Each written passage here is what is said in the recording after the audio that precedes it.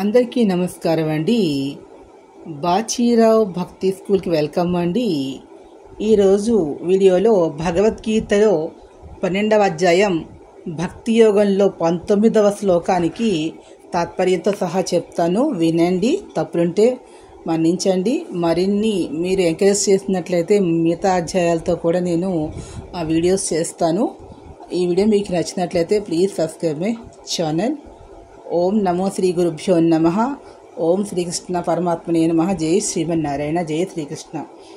తుల్యనింద స్తుతిర్మౌని సంతుష్టో ఏన కేనచిత్ అనికేతః స్థిరమతిః భక్తిమాన్ మే ప్రియో నరః. పరమాత్మ ఎవరంటే ఇష్టడు అంటేనంట చెప్తున్నాడు పరమాత్మ.